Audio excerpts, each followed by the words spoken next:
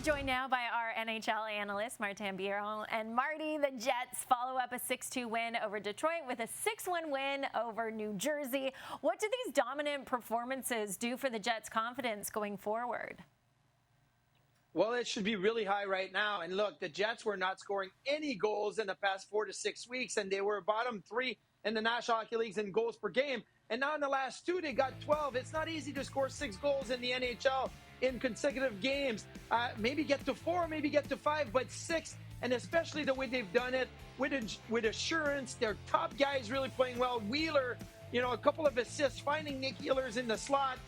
You've got, obviously, Mark Scheifele getting involved. You really have got your top guys playing some of their best hockey that they've played over the last month and a half. So for me, when I look at the Jets, I said, okay, I know that the Flames are coming hot behind them, but the confidence level that they've been playing with the last two games tells me that, look, Seattle's right there.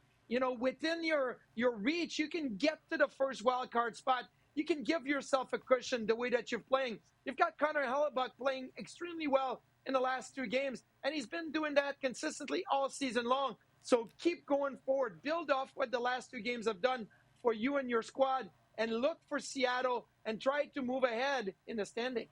Yeah, there certainly isn't much time left in this regular season. As for the Flames, Marty, a surprising decision by Darryl Sutter to pull Jacob Markstrom in favor of Dan Vladar to start the Flames' second period. What do you make of that decision? Well, it worked, right? In the end, it's about the result, and it worked. The Flames won a game. But there's 2 factors that I think happen here. Number one, the Flames got scored on the first shot against for the 8th time, I think, this year. So that is going to make your coach think, okay, maybe we got to think of a goalie change. And plus, the Flames as a team played without any energy in the first period. So as a coach, an option that you have to change the energy is to change your goaltender and point the finger at everybody else in the locker room and say, that's because of you guys. Now you better step it up.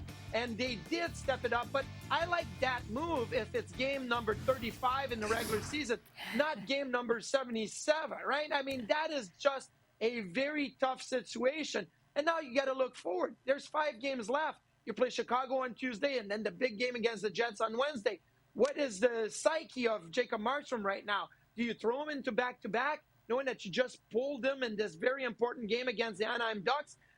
Do you start Vladar on Tuesday and then Markstrom on Wednesday against the Jets? So I understand why you make those type of moves in the regular season, but I feel like this is playoff hockey, and you would not have made that move of pulling your goaltender after 20 minutes down 2-0, especially your starting goaltender, if this was a playoff game. So a little curious, but it worked for Darryl, and that's why he's coaching, and he's had all that experience behind the bench. Yeah, and maybe he should have done it earlier in the season, because in the first 75 games of this season, the Flames didn't have a single third-period comeback win at all, and they've now done it twice in the last 2 games. Marty, thanks so much for joining us.